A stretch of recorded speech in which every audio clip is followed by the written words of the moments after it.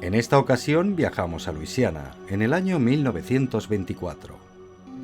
Concretamente a la mansión Derceto, donde el artista propietario de la mansión, el señor Jeremy Harwood, se suicidó ahorcándose. Se comentaba que el lugar estaba embrujado por una fuerza maligna, creando así una leyenda urbana que asustaba a toda la localidad. Pero, ¿era esa leyenda cierta? Tanto a la gente de a pie como a la policía local les parecían patrañas, el cuento de la vieja. Pero aún así no se atrevían a comprobarlo. Solo 2 personas tuvieron el valor de ir a la mansión Derceto. Y es aquí cuando empieza la historia.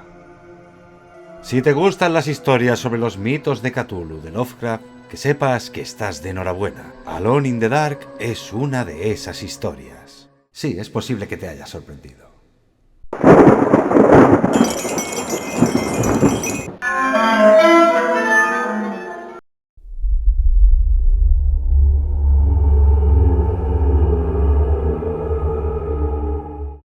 La mansión Derceto ha tenido varios propietarios. Algunos desaparecieron misteriosamente y otros simplemente la vendieron. Todos siempre contaban lo mismo cuando vivían allí. Tenían apariciones y sueños inquietantes. Decían que la mansión estaba embrujada. Se oían sonidos de gruñidos y de algo arrastrándose en el sótano de la casa. A veces oían pasos por sus pasillos, risas demoníacas o puertas cerrándose solas. Duraban muy poco viviendo en esa casa, así que al final se terminó instalando el propio Jeremy. Poco después del suicidio del anterior inquilino, los sirvientes enviaron cartas a sus familiares. Una de las cartas llegó a uno de los propietarios, a su sobrina Emily Harwood. Ella no podía creerse lo que decía la carta, que su tío se había vuelto loco y que hacía cosas sin ningún sentido, y que estuvo así durante meses. Pese a la tristeza del fallecimiento, todo eso de que se volvió loco la tenía intrigada. Así que recordando a su difunto tío, tuvo un flash mental. El cajón secreto del piano. Ahí guardo los secretos. Recordó estas palabras que muchas veces le decía a su tío. Después cogió el siguiente tren rumbo a Luisiana. El poder averiguar si su tío se volvió loco o no, la esperaba en el viejo piano del desván. Por otro lado tenemos a Edward Carby, investigador privado apodado el Reptil, en la ruina y perseguido por sus acreedores. Fue contratado por una agencia de arte para conseguir unos documentos guardados en un cajón secreto en el piano del desván. Una persona con tantas deudas vio dinero rápido y fácil. Aún así, hizo averiguaciones sobre la mansión Derceto. Edward no era un hombre supersticioso, así que no dudó en ir a por los documentos. En este punto hay que aclarar que da igual quién de los dos vaya. La historia será la misma, así que nos centraremos en Edward, ya que es el personaje insignia de Alone in the Dark.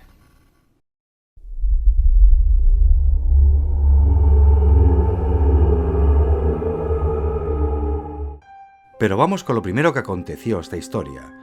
Si conocéis las historias de Lovecraft, esta os va a encantar, ya que está totalmente inspirada en sus obras, como veréis a continuación. Porque igual que Lovecraft es el padre del terror, este juego es el padre del survival horror.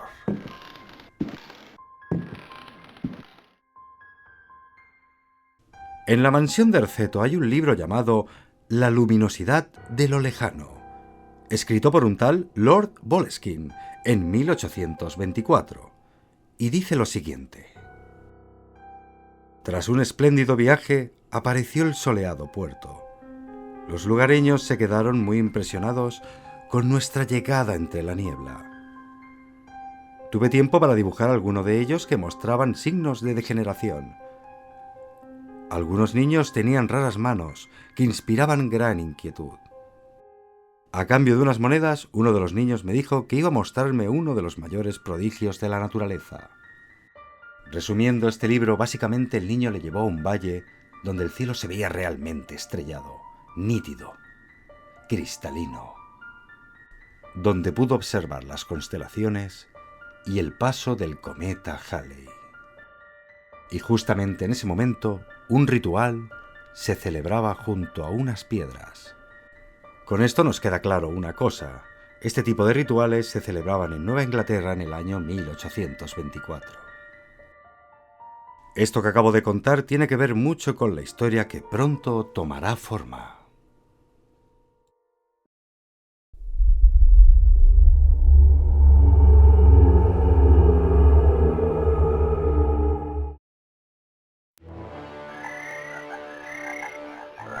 El investigador Edward Carney llega a Derceto.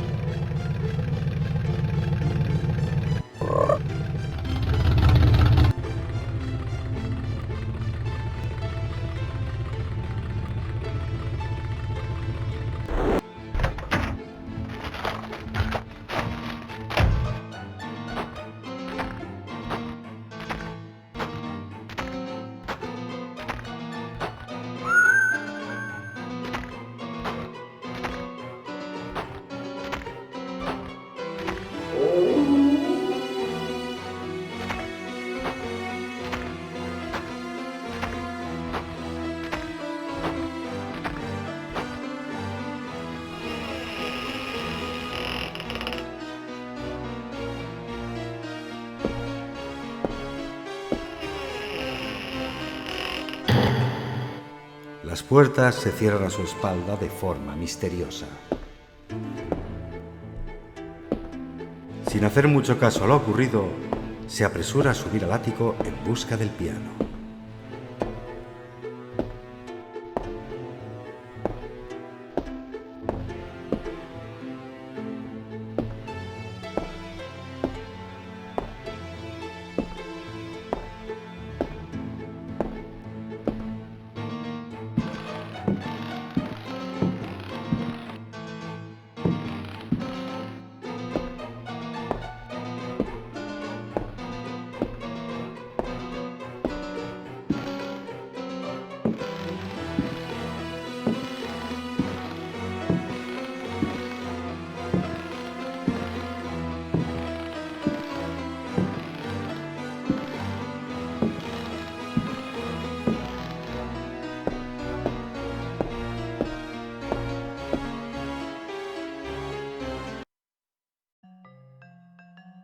Al llegar arriba siente que algo le persigue. Escucha sonidos fuera de la mansión y en su interior, así que decide atrancar la ventana y una trampilla.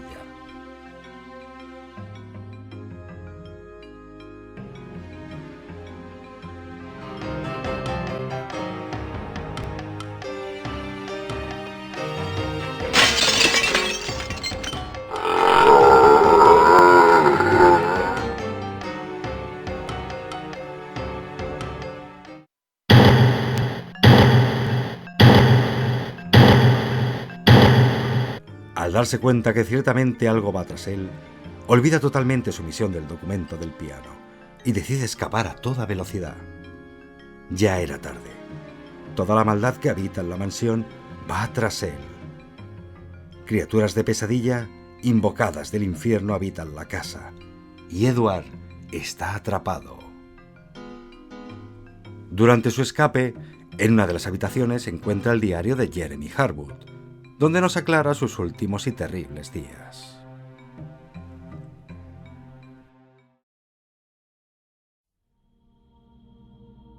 «27 de septiembre de 1924. He decidido escribir un diario. Últimamente han sucedido demasiadas cosas inexplicables. Nunca los sueños han atormentado tanto mis momentos de vigilia. Quizá mi mente romántica era demasiado ingenua y solo ahora ha despertado a estos nuevos caminos y visiones. Quizá aquellos que miren mis últimos cuadros se preguntarán si estoy cuerdo. Yo les preguntaría, ¿qué es la razón? ¿Dónde empieza la locura? 28 de septiembre de 1924. La noche es oscura. Vuelvo a estar empapado en sudor. He estado vagabundeando por las dunas, entre gigantescas piedras. estaban colocadas en círculo y el viento silbaba a través de ellas. Metí mi mano en la tierra y sentí esa cosa repulsiva que ha estado intentando cogerme. La cosa me agarraba. Luché por liberarme de su repugnante abrazo y conseguí retirar mi mano. Estaba cubierta de una sustancia viscosa. Yo agarraba un cuchillo. 5 de octubre de 1924. El círculo de piedras es una estrella de 5 puntas. La biblioteca de Derceto está llena de libros sobre lo oculto. Estudiaré esos libros hasta que encuentre alguna explicación a mis sueños. Las visiones que me atormentan deben estar relacionadas con mis descubrimientos. Debería emprender un profundo análisis de mis sueños. 16 de diciembre. Dios mío, encontré el cuchillo. Estaba escondido aquí. Lo que sé de él me llena de temor. Es una daga de sacrificios, perteneciente a algún culto diabólico. La simple idea de esta hoja cortando carne humana me horroriza. Aún así, tengo que seguir con mi investigación. Derceto está llena de tesoros. ¿Tendría razón mi padre? 23 de enero. Paso los días inmerso en polvorientos libros. Mis criados piensan que estoy loco. Por la noche los despierto con mis gritos. Los sueños están acabando con el poco juicio que me queda. He intentado permanecer despierto, pero todo ha sido en vano. Mis visiones han cambiado, sin duda alguna, influidas por las investigaciones de mi padre. 7 de febrero de 1925. El hombre oscuro, así lo llamo, me ha revelado su verdadero rostro. Él apareció, como siempre, cerca de la chimenea, pero esta vez se acercó a mí. Su terrible sonrisa me perseguirá hasta la tumba. Su aliento era helado y sus ojos ardientes me atravesaron. No me podía mover. Yo sé, y estoy totalmente seguro de ello, que el rostro que vi, que el rostro que ha convertido mis noches en infernales torturas, es la máscara de la muerte. 10 de marzo. Mi cansancio no tiene límites. La interminable lectura me abrasa los ojos. Parece que los piratas frecuentaban la zona. El doctor Herbert insiste en que me quede en cama. Me he cambiado de dormitorio y duermo mucho mejor ahora. Sin embargo, el hombre oscuro no se ha ido. Lo sé. Esperará todo el tiempo que sea necesario, a no ser que yo, Jeremy Harwood, encuentre una forma de devolverlo al infierno de donde viene. 11 de marzo. Mis escasos conocimientos de latín y griego dificultan la lectura. Sin embargo, he hecho un gran descubrimiento. Dibujé el símbolo en el suelo. Él ya no puede ir ahí. Quiero que él entienda que puedo hacer lo mismo en mi dormitorio. Me imagino su rabia y frustración. Solo ayer por la noche, él encontró el camino de regreso a mis sueños. 13 de marzo. Las traducciones acabarían con el dinero que me queda. No puedo pintar. Mis cuadros son claramente el trabajo de un lunático. La sonrisa burlona del coleccionista Thornhill es buena prueba de ello. 29 de marzo. Él ha vuelto. Encontró la puerta a mis sueños. Estoy demasiado cansado como para poder defenderme. No me quedan fuerzas para luchar y él lo sabe. Ya me considera muerto. ¿Podría yo...? 30 de marzo. ¡Qué ironía! La cueva de la que hablaba mi padre está aquí, debajo de la casa. Whites, el mayordomo, descubrió una grieta en la pared del desván. Una brisa sopla a través de ella, helada y repugnante. Me horroriza pensar que mi padre haya muerto en ese lugar. Me llevará a la tumba la visión de su rostro, contorsionado en la agonía de ese fatal ataque al corazón que lo llevó a la muerte. Su cuerpo estaba retorcido. Había llorado. Las uñas de sus dedos estaban rotas y ensangrentadas de tanto arañar el suelo. El doctor Gray me dijo que murió a causa de un ataque al corazón. Fue Whites quien, poco después, me dijo que mi pobre padre se había mordido la lengua y se había ahogado en su propia sangre. 31 de marzo. Exploré las cuevas en un sueño. El hombre oscuro venía conmigo. A pesar de todo, me sentía bastante bien. ¿Cómo describir lo que vi? No. ¿Qué palabras podrían describir a ese demonio? Me he dado cuenta que mi muerte no le interesa. El hombre oscuro quiere otra cosa. Busca un cuerpo. Sus ávidos siervos están ahora libres. Todo por mi culpa. ¡Qué ironía!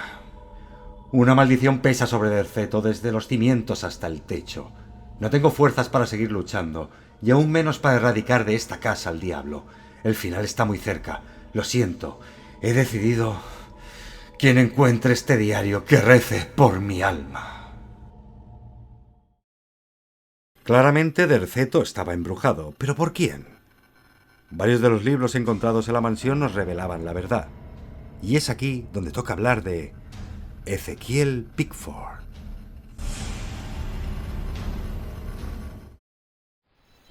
En el 1818, Pickford, un antiguo pirata que robaba, saqueaba y violaba, navegaba en su barco llamado Astarte, hasta que un día se topó con la aldea amerindia de la que hablaba Lord Boleskine. Ahí averiguó sobre el culto de Cthulhu y el ritual de las piedras. Supo de los sacrificios y que al ofrecer almas humanas y pronunciar unas palabras dichas en el idioma del antiguo dios cósmico, podía obtener un poder inimaginable, junto a la vida eterna. En ese mismo año, Pickford compró la tierra de Ledoux, gracias al dinero manchado de sangre. Contrató a otros piratas para que excavasen el terreno creando unos túneles espectaculares en aquel pantano que rodeaba la mansión que construía justamente encima. Pickford era un tipo con manía persecutoria y muy receloso de sus planes. Nadie sabía el por qué construía todo aquello. Nadie preguntaba ya que pagaba bien, y eso era lo importante. Habían habladurías, mofas de que se perdería en sus propios túneles o que se había hecho rico con turbios negocios. Cuando terminó las obras, Pickford hizo una fiesta de inauguración de su pomposa morada, a la que llamó Derceto. La llamó así porque Derceto le recordaba a su antiguo barco, Astarte, que era el nombre de la diosa de la fertilidad. Aunque los nativos la llamaban Sub-Nigurat, un nombre lleno de maldad que daba escalofríos a todo el que lo escuchaba. En junio de 1862, Derceto se incendió por causas misteriosas. Los vecinos vieron una situación muy grotesca. Vieron cómo sus criados saltaban a las llamas en busca de su maestro. Tras aquella terrible noche, Derceto quedó en ruinas, y no se supo más de Pickford ni de sus criados. Todo se cubrió de musgo con el paso de los años. En 1875, la propiedad fue comprada por un caballero cuyo nombre era Howard Harwood, padre del recientemente fallecido Jeremy Harwood, que se suicidó ahorcándose en el ático. Howard era una persona culta y estudiosa. Se conocía la historia de Pickford. Sabía que era un pirata y que vivía aquí, y murió de forma sospechosa.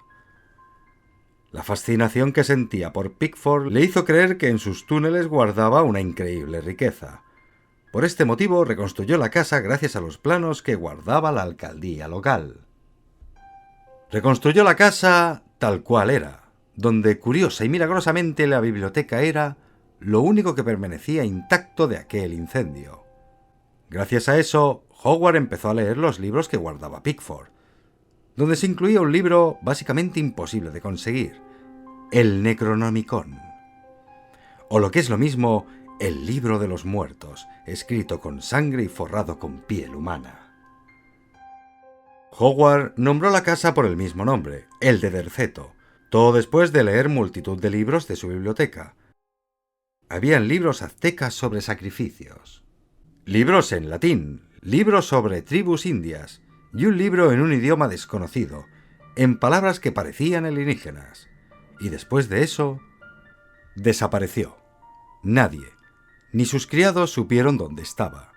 Así que tiempo después se le dio por muerto, pasando la propiedad a su hijo. Años después, Jeremy encontró el cadáver putrefacto en una grieta del desván, como decía en su diario. El vagabundo actúa persiguiéndote sin descanso, y cuando te atrapa se mete dentro, colapsando tus pulmones, creando ahogamiento y una parada cardiorrespiratoria. La mansión Derceto pasa a su heredero Jeremy Harwood, donde todo fue relativamente bien hasta que interactuó con la biblioteca. Pero volvamos con Edward.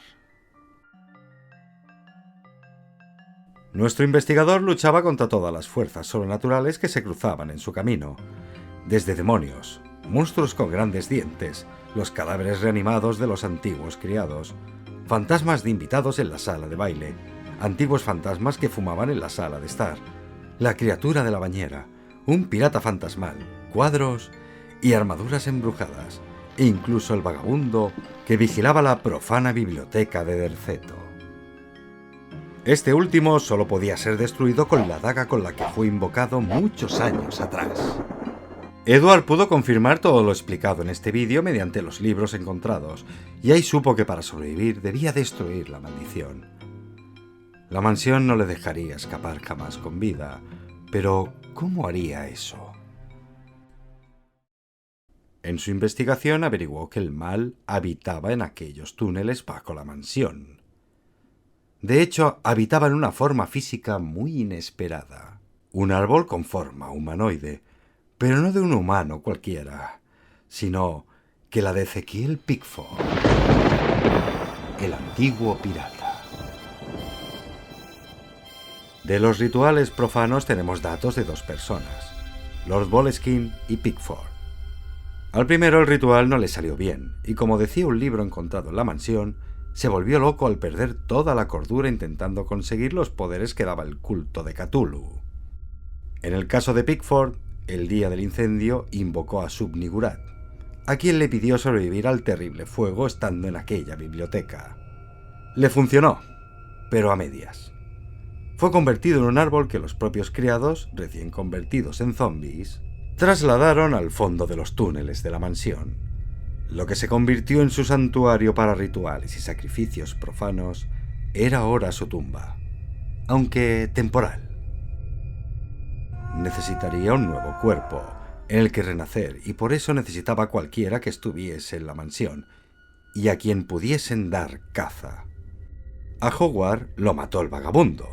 Jeremy se escapó de ese destino suicidándose. Pickford necesitaba un cuerpo vivo, y por eso necesitaba el inconsciente cuerpo de Edward para poseerlo.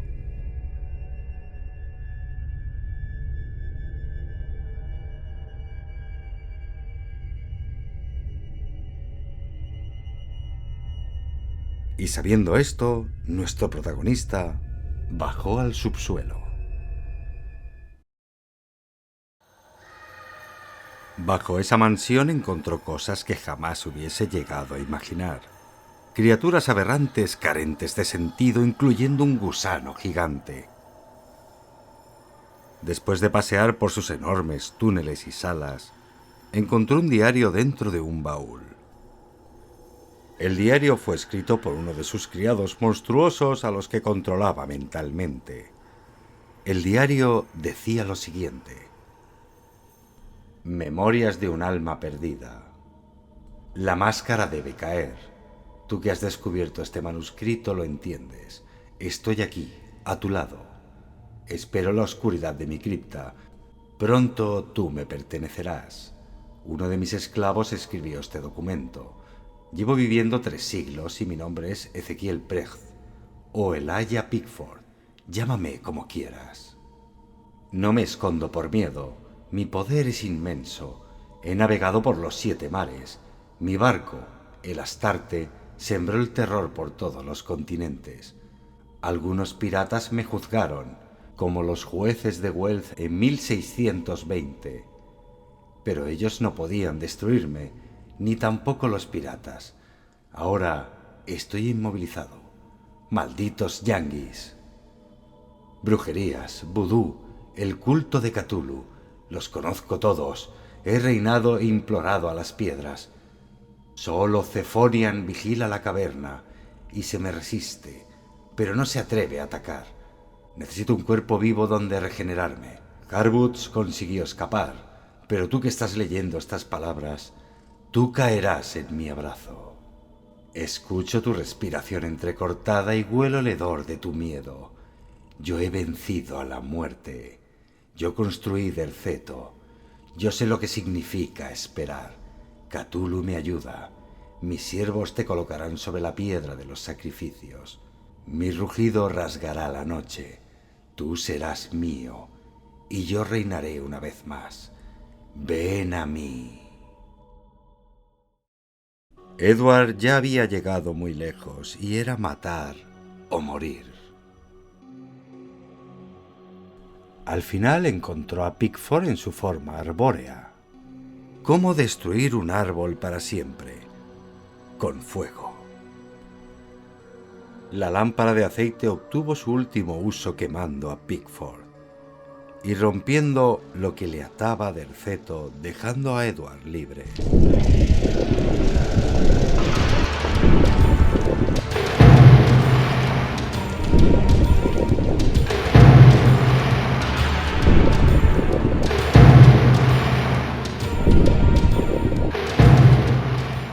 Y así pudo salir por fin y ver un nuevo amanecer.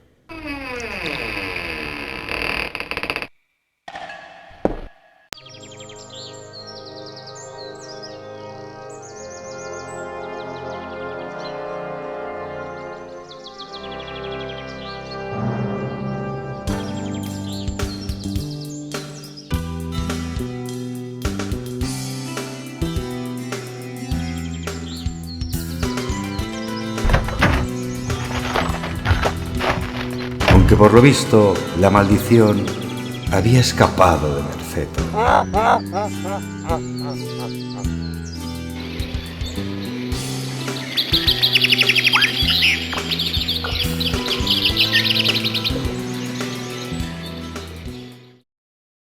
Después de esto, Edward fue conocido como el investigador de lo paranormal, luchando de nuevo contra el mal del culto de Cthulhu. Pero eso ya es otra historia.